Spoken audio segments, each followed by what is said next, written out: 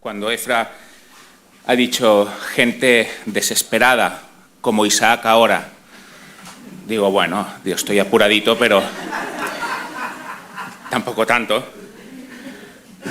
En fin, quería empezar haciéndoos una pregunta, y es, como cristianos, ¿qué es lo que más os cuesta o lo que más me cuesta?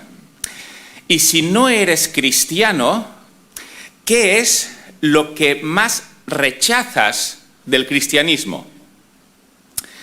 Estas son cosas que veremos en el texto que nos toca hoy para meditar. Así que os pido que me acompañéis, si tenéis Biblia, en Juan, en el capítulo 5, y los versículos del 1 al 18. En Juan 5 y los versículos del 1 al 18. Aquí dice, después de estas cosas, había una fiesta de los judíos y subió Jesús a Jerusalén. Después de estas cosas, ¿qué es lo que había acontecido antes? Había acontecido el episodio de Jesús con la mujer samaritana, y también cuando Jesús había sanado al hijo de un noble y lo había hecho a distancia. Es decir, cosas que manifestaban el poder de Jesús y quién Él era. Y nos dice que había una fiesta en Jerusalén, no sabemos de qué fiesta se trata, podía ser la Pascua, perfectamente, pero quizás no lo era. La cuestión es que es un momento donde los judíos iban a Jerusalén. Y sigue diciendo en el versículo 2, y hay en Jerusalén, cerca de la puerta de las ovejas, un estanque llamado en hebreo Betesda, el cual tiene 5 pórticos. Como sabéis, Jerusalén está rodeada por una muralla. Entonces, en esta muralla, una de las puertas, había varias, pero una de las puertas era esta, la puerta de las ovejas, según parece estaba como al norte, y allí había un estanque. Y es interesante ver que en la muralla, en la zona donde el estanque, en ciertas excavaciones que han hecho, han encontrado justamente un estanque con 5 pórticos. Es decir, parece que lo que Juan nos está diciendo aquí es fiable. Había este estanque con 5 pórticos. En el versículo 3 dice, en estos yacía una multitud de enfermos, ciegos, cojos y paralíticos que esperaban el movimiento del agua, porque un ángel descendía de tiempo en tiempo al estanque y agitaba el agua, y el que primero descendía al estanque, después del movimiento del agua, quedaba sano de cualquier enfermedad que tuviese. Estoy leyendo en Reina Valera, porque si tenéis otras versiones, sobre todo la Biblia textual, veréis que hay una parte del versículo 3 y todo el versículo 4 que no aparece. Es decir, que el texto nos dice que había una multitud de enfermos, pero esta parte donde había un movimiento del agua y el enfermo que llegaba primero tocaba el agua y se sanaba, esto no aparece en los manuscritos más antiguos. De hecho, no aparece en ninguno de los antiguos. Parece que fue una adición posterior. No vamos a debatir ahora sobre el tema, por supuesto, pero lo cierto es que no parece una forma habitual como la cual Jesús sana, ¿verdad? Entonces, lo cierto es que había un pórtico, un estanque, 5 pórticos, perdón, un estanque donde había enfermos que estaban allí. Y en el versículo 5 nos dice, había un hombre que hacía 38 años que estaba enfermo, y cuando Jesús lo vio acostado y supo que llevaba ya mucho tiempo así, le dijo, ¿quieres ser sano? Señor, le respondió el enfermo, no tengo quien me meta en el estanque, y cuando se agita el agua y entre tanto que yo voy, otro desciende antes que yo. Jesús le dijo, levántate, toma tu lecho y anda. Y al instante aquel hombre fue sanado, y tomó su lecho y anduvo, y era día de reposo. El texto nos dice que hacía 38 años que este hombre estaba enfermo.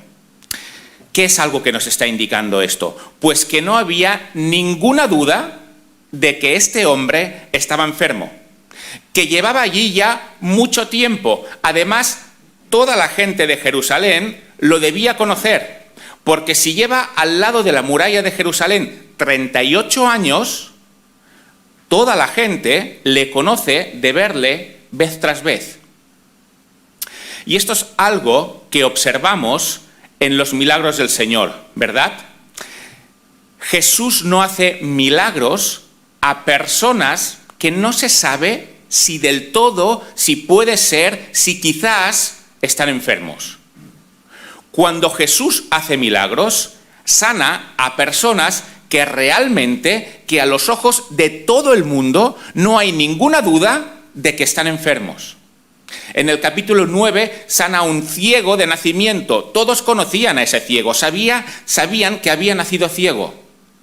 Jesús no hacía los milagros, entre comillas, que podían mirar de hacer los curanderos o los charlatanes de la época, que podían intentar hacer algo con una persona que estuviera medio bien, medio sana, y entonces pues le daban alguna receta, algo que sabían, y ostras, esta persona se había curado. Los milagros de Jesús no tienen nada que ver con esto, absolutamente nada que ver. Esta persona llevaba 38 años ahí, era evidente para él y era evidente para todos los demás que realmente estaba enfermo. No había ninguna duda de que no podía hacer nada para sanarlo. Y Jesús le dice, ¿quieres ser sano? La verdad que a priori parece una pregunta un poquito sin sentido, ¿verdad? Evidentemente que quiero ser sano. Llevo 38 años aquí, postrado, por supuesto que quiero ser sano. Pero esta persona no responde así.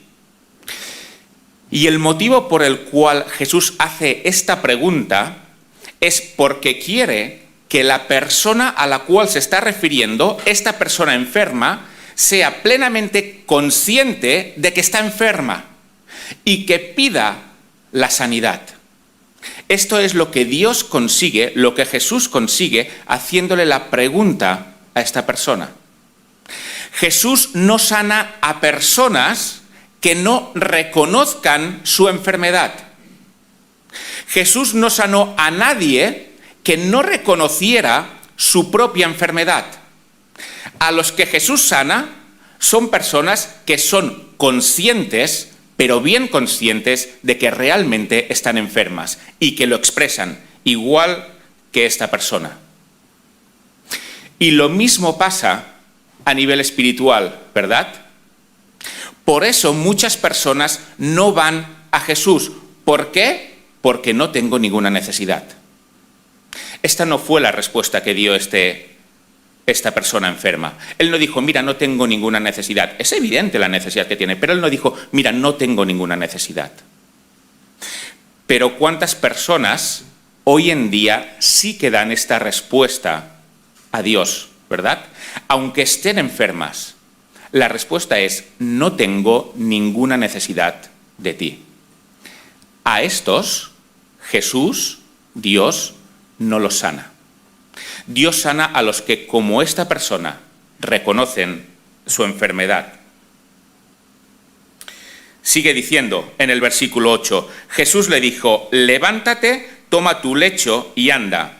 Y al instante aquel hombre fue sanado y tomó su lecho y anduvo. Y era día de reposo aquel día.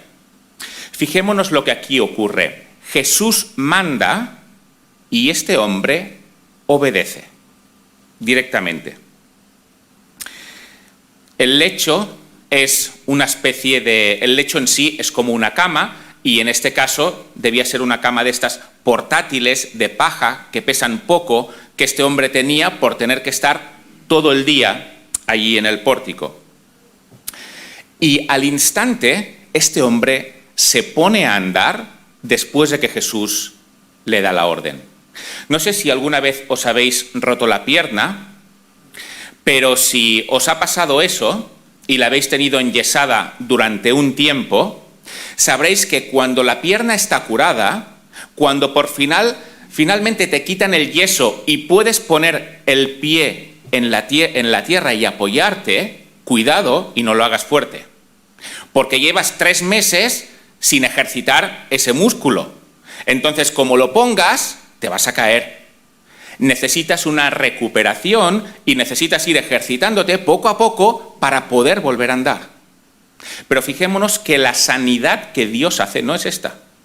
Este hombre no tuvo que ir poco a poco apoyándose. Si con 3 meses tienes que ir con cuidado cuando apoyas el pie, imaginaos con 38 años.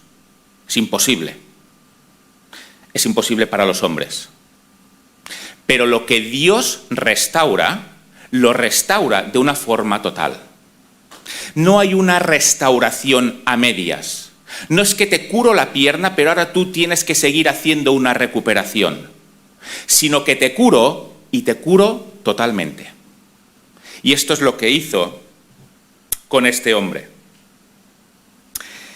El texto nos remarca que era el día de reposo.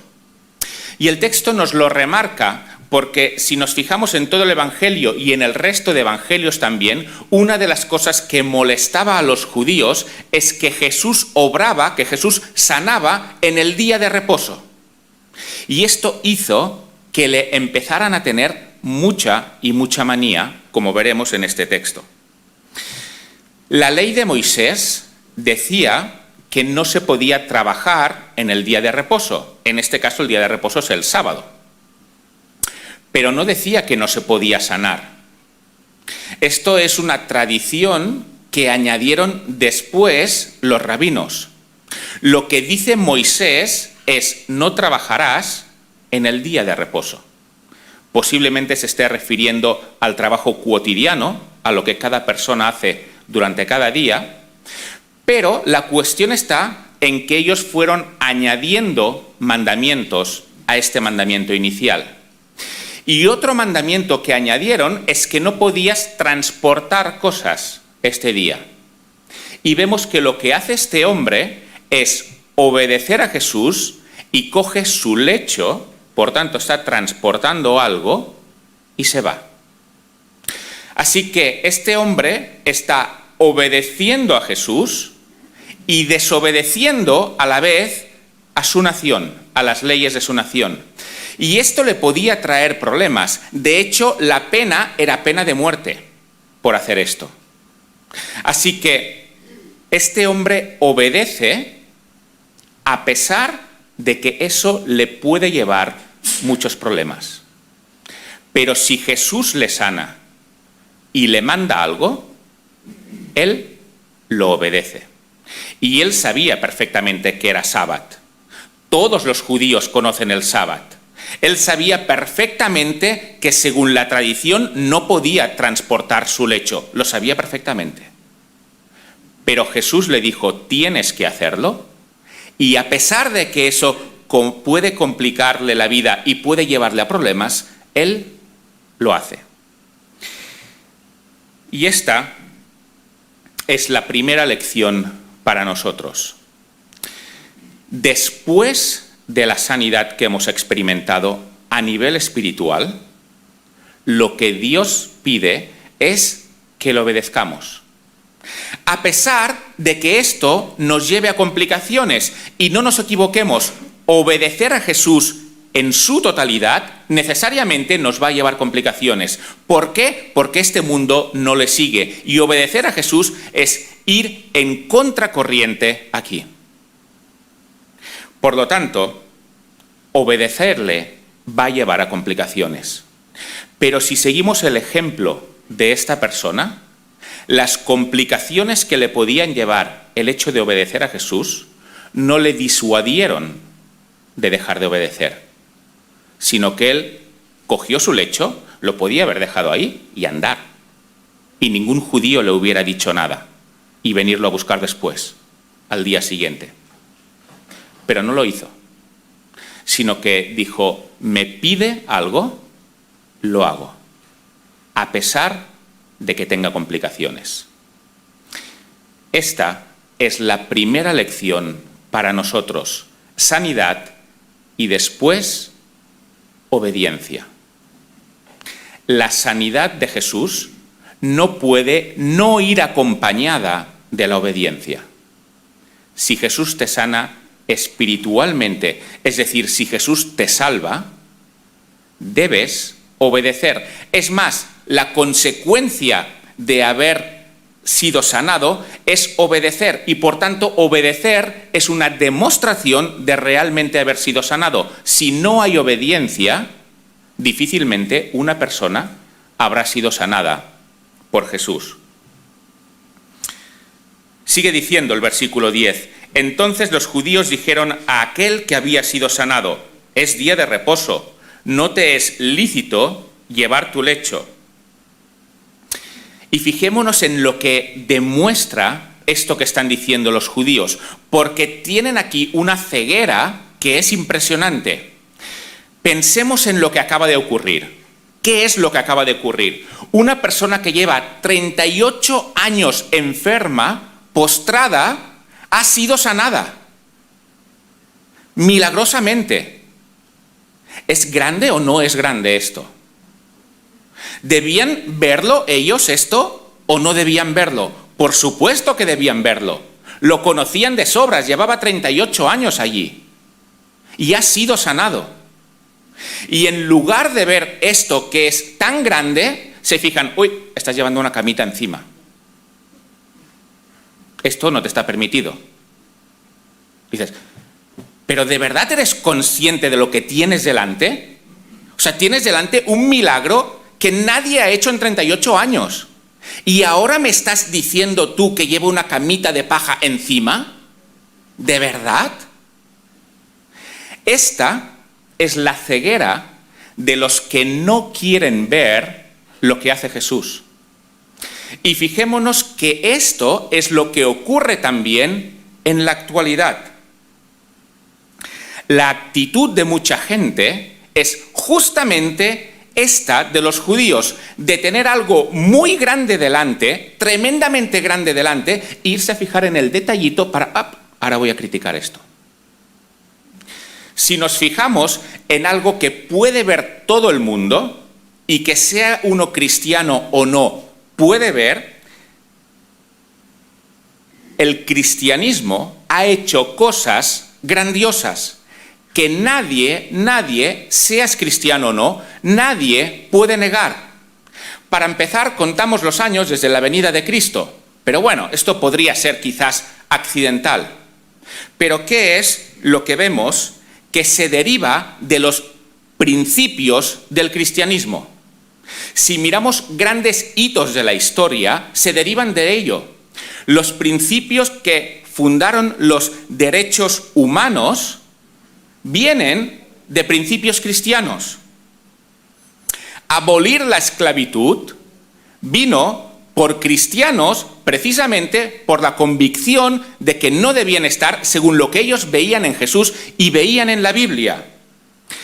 La separación de poderes que en teoría está en las democracias también es de principios cristianos, porque si el hombre es por naturaleza malo, entonces no puede ser que un hombre acapare todo el poder. Debemos de tener los poderes de forma separados. Hacer las escuelas públicas, las universidades públicas, todo esto también es por principios cristianos y lo iniciaron gente inspiradas en la Biblia. Y no voy a seguir, pero tenemos un sinfín del legado del cristianismo a nuestra cultura. No la podríamos entender si no fuera por el cristianismo. Por supuesto, no voy a negar las páginas negras del cristianismo, que también las hay, pero que son justamente por no obedecer lo que Jesús decía. Y a pesar de tener todo esto delante, a pesar de tener esta gran evidencia que sobre todo tenemos en Occidente con lo que el cristianismo nos ha dejado, ¿qué es lo que ocurre? Lo que ocurre es que, no, mira, Jesús no es como tú te pensabas que era, ¿eh? De hecho, Jesús estuvo casado con María Magdalena, ¿sí? ¿Crees que no? Pero sí. No es tan trigo limpio como tú crees que es. Y además después la familia se fue para Francia e hicieron no sé qué, hicieron no sé cuántos. Vale. Por supuesto es mentira, pero vamos a poner que sea verdad. Ok, venga, vamos a poner que sea verdad. ¿De verdad este detallito te hace no ver el resto? Es que el resto es tan grande que ni siquiera un detallito, que además es falso, por supuesto, pero que ni siquiera este detallito lo puede anular. Y esta es la mentalidad que tenemos en la actualidad. Igual que la de estos judíos, no hay nada nuevo debajo del sol, como dijo Salomón. Tienen lo grande delante, pero nos vamos a fijar en un detallito, que además no es cierto, para anular a Jesús. No hay nada nuevo. Pero no solo estos cambios que os he mencionado, sino que además a lo largo de la historia muchísimas personas y muchísimas familias han sido restauradas por ser cristianos. Familias destrozadas, familias que estaban en el alcohol, familias que estaban en la droga, familias que estaban en malos tratos, millones de familias han sido restauradas por el poder del cristianismo. ¿De verdad esto no tiene ningún peso a la hora de ver lo que Jesús hace? No hay mayor ciego que el que no quiere ver. Esto les pasaba a los judíos y pasa en la actualidad también. Versículo 11. Él les respondió, el que había sido sanado, el que me sanó, él mismo me dijo, toma tu lecho y anda. Entonces le preguntaron, ¿quién es el que te dijo, toma tu lecho y anda? Y el que había sido sanado no sabía quién fuese, porque Jesús se había apartado de la gente que estaba en aquel lugar. Aquel hombre es sincero y explica el motivo por el cual obedece. Mira, el que me ha sido sanado, él me lo ha dicho. Implícitamente está diciendo, esta persona tiene poder y tiene autoridad porque me ha sanado a mí después de estar 38 años enfermo. Jesús sabía del odio que estaba provocando a los judíos, aún no había llegado su hora, él tenía que esperar para que le prendieran y por eso él se va, para que en aquel momento no puedan verle. Versículo 14. Después le halló Jesús en el templo y le dijo, mira, has sido sanado, no peques más para que no te venga alguna cosa peor. Evidentemente, este encuentro no debió ser casual, sino que Jesús lo buscó. Y aquí Jesús le da un principio que encontramos también en el Nuevo Testamento y en el Antiguo Testamento, y es que en ocasiones las enfermedades vienen por pecar. Y digo en ocasiones deliberadamente, porque en muchas ocasiones no es así. Pablo tenía un aguijón en la carne, y por supuesto no era por pecar. Timoteo estaba enfermo también, y por supuesto no era por pecar. Colaboradores de Pablo como Trófimo también se quedaron enfermos, él concretamente en Mileto, y por supuesto no era por pecar. Y podemos poner muchos más casos. Pero también tenemos en el texto que hemos leído hoy sobre la Santa Cena, que muchos, por no discernir el cuerpo de Cristo, estaban enfermos. Incluso algunos muertos. Por lo tanto, Dios está dando esta lección. En muchas ocasiones no es así, pero en otras ocasiones sí que lo es. Y Jesús aprovecha este enfermo para dar la lección. Pero fijaos, lo importante es que ¿dónde encuentra Jesús a este enfermo? ¿Dónde lo encuentra? En el templo. Llevaba 38 años enfermo, postrado, y después de ser sanado, ¿a dónde va? Al templo. El templo representa en Israel, incluso aunque estuviera bajo la ocupación romana, el templo representa la presencia de Dios. Allí es donde el pueblo de Israel entiende que está Dios. Por lo tanto, lo que esta persona hace después de haber sido sanada es obedecer, coger el lecho y ir a la presencia del Señor. Esto es lo que él hace. Por supuesto, debía tener ganas de celebrar su sanidad. Por supuesto, debía tener ganas de hablar con sus familiares y con sus conocidos, y quizás lo hizo con los que se encontró para celebrar que había sido sanado. Pero lo que él hace es ir a la presencia del Señor. He empezado diciéndoos, ¿qué es lo que más os cuesta como cristianos? Aquí vamos a sacar dos lecciones. La primera ya la hemos visto. Primero, obedecer. Y la segunda, después de la sanidad, buscar la presencia del Señor. Y estoy convencido que esta segunda, buscar la presencia del Señor, es la que más nos cuesta, más que obedecer. ¿Por qué? Más o menos en la Iglesia, si nos vamos viendo, si nos vamos conociendo, si vamos teniendo alguna relación entre semana, aunque sea a través de WhatsApp, uno puede ver fácilmente si alguien se desvía, si alguien empieza a dejar de obedecer. Eso es visible, lo vemos. Pero difícilmente veremos si alguien deja de buscar la presencia de Dios. Esto no lo vemos tanto. ¿Por qué? Porque podemos dejar de buscar la presencia de Dios y seguir viniendo a la iglesia. Podemos dejar de buscar la presencia de Dios y seguir procurando obedecer. Podemos dejar de buscar la presencia de Dios y continuar en todas nuestras actividades, incluso ser activos en la iglesia.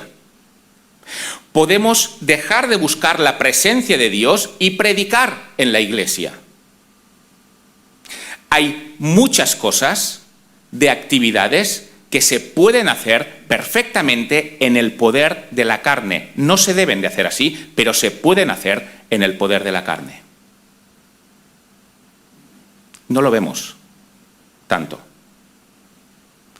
Y esto es algo que nos afecta como cristianos. Este hombre, a pesar de que tenía muchas cosas que quisiera hacer, fue a buscar la presencia del Señor. Y yo te pregunto y me pregunto, ¿qué prioridad tiene para mí esta presencia del Señor cuando nadie me ve?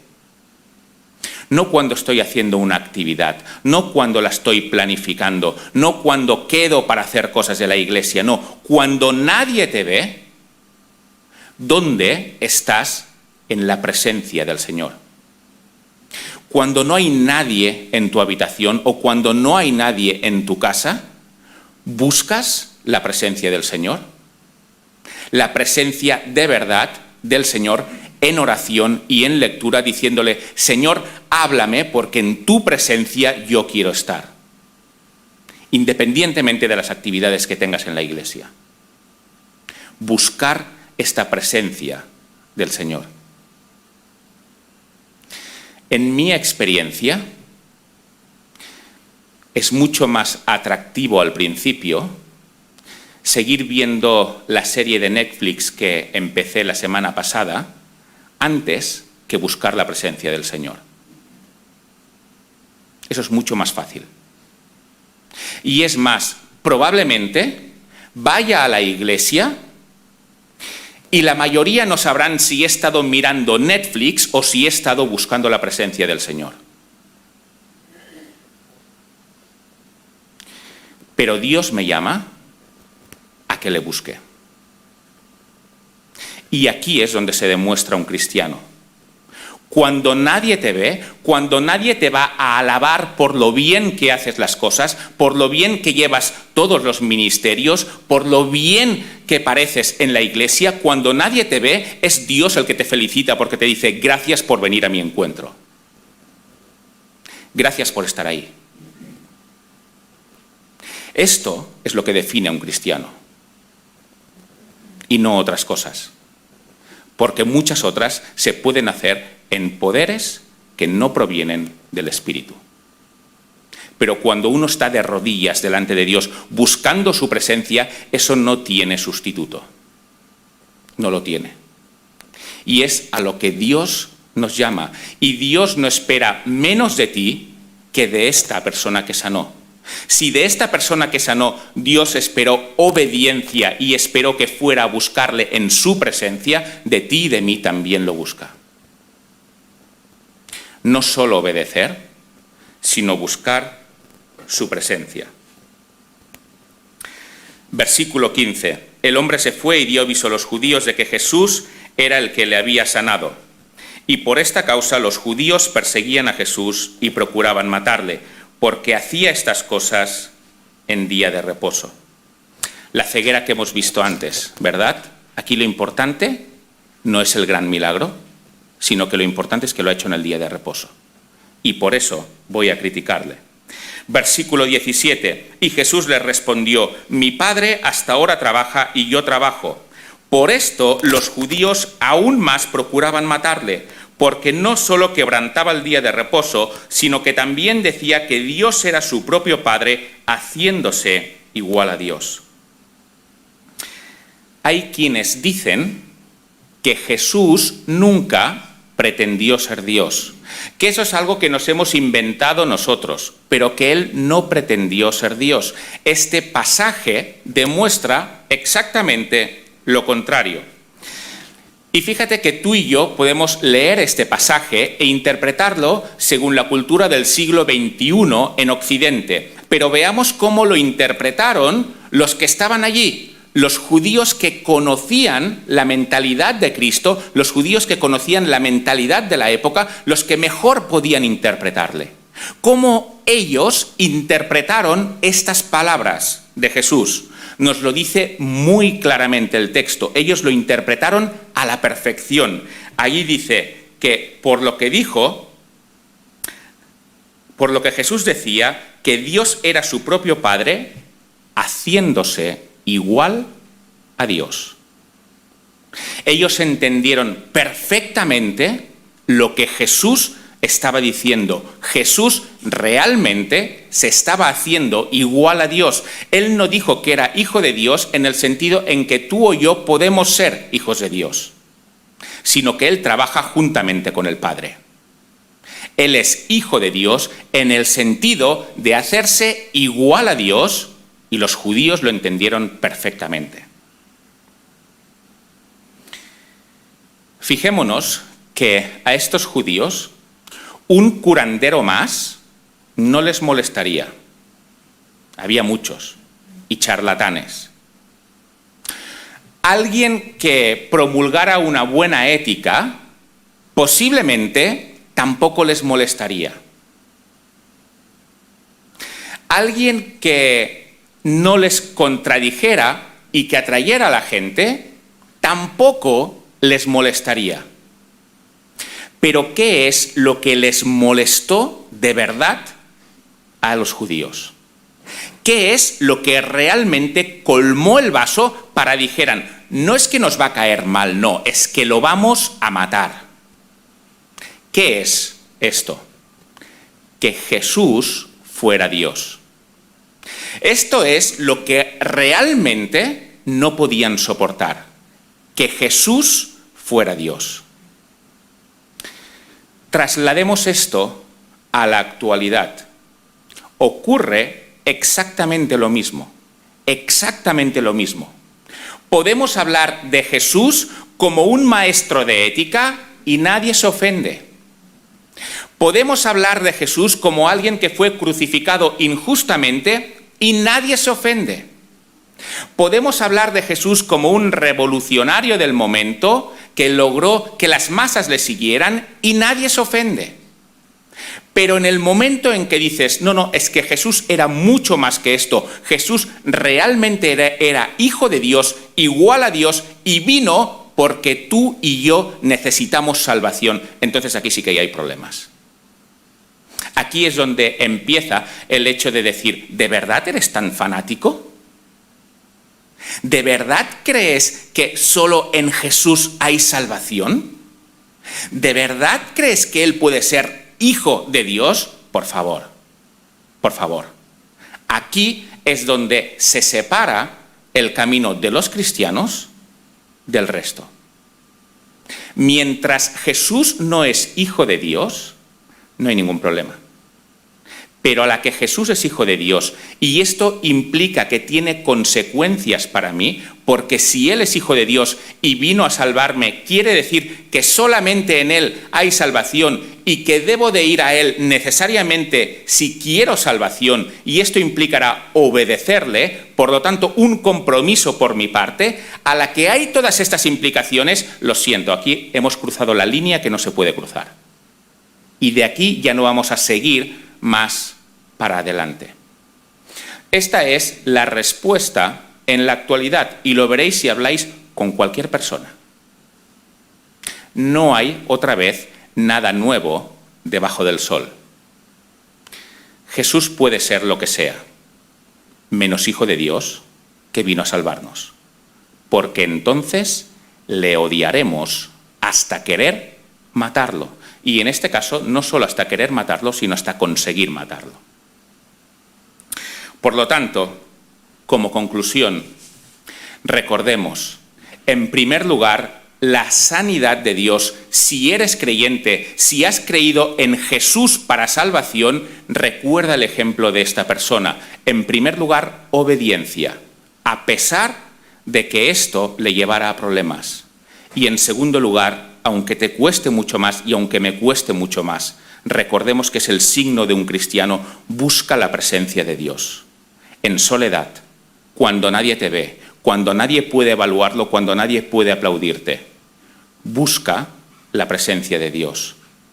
Y si no eres cristiano, no hagas lo mismo que estos judíos, que a la que vieron que Jesús se hacía igual a Dios y eso tenía consecuencias para ellos, porque entonces solo hay salvación en Él y le deben obediencia, entonces le rechazan. Mira, Jesús no fue un gran maestro de ética, no fue alguien que cambió únicamente la sociedad de su momento, ni alguien que generó un movimiento que perdura 2000 años después. Esto sería tremendamente débil en comparación con lo que realmente es. Él es realmente Dios y ha venido para transformar al mundo, como ya ha demostrado. Por lo tanto, si no eres cristiano, si no le conoces personalmente, igual que sanó a esta persona, te puede dar salvación a ti. Porque Él demostró ser quien decía que era. Y en ese momento tendrás también sanidad. Pues que Dios nos bendiga y nos ayude a aplicarnos todas estas verdades para nosotros. Amén.